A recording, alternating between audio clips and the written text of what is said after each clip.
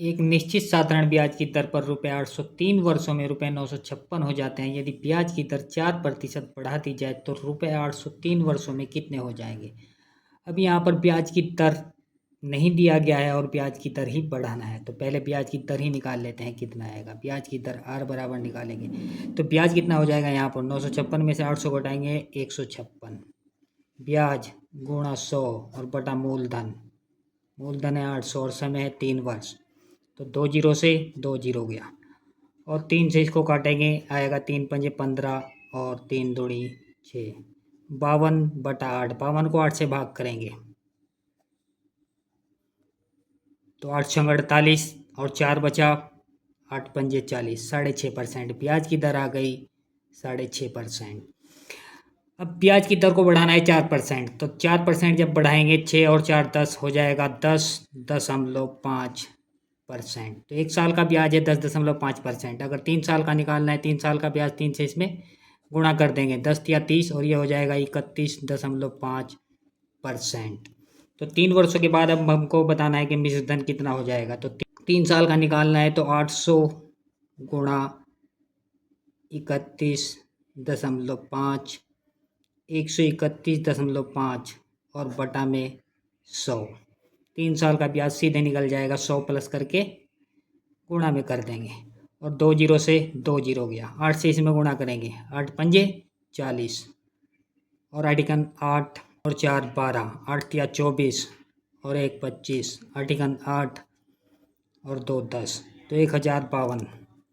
Option D right answer होगा। अब next question. चक्रवृद्धि ब्याज पर जमा की गई ₹12,000 की राशि 5 वर्ष में दोगुनी हो जाती है। 20 वर्ष के बाद यह राशि कितनी हो जाएगी। तो इस क्वेश्चन को करने के मैं यहाँ पर 2 तरीके बताने वाला हूँ। जैसे हमारा यहाँ पर मूलधन दिया गया है 12,000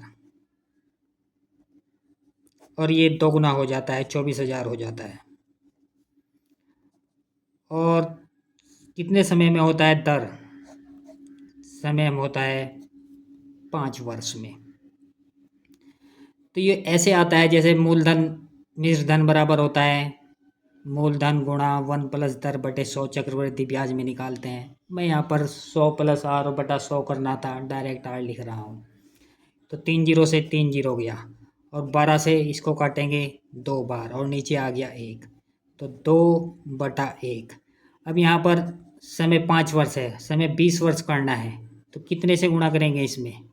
5 में अगर हम यहाँ पर 4 से गुणा कर दें, इधर भी हम 4 से गुणा कर देते हैं, एक घात है इधर, 4 से गुणा कर देंगे तो 2 की घात 4 कितना आ जाएगा 16, 2 दूनी 4 दूनी 8 दूनी 16 और ये हो जाएगा इधर R की घात 20।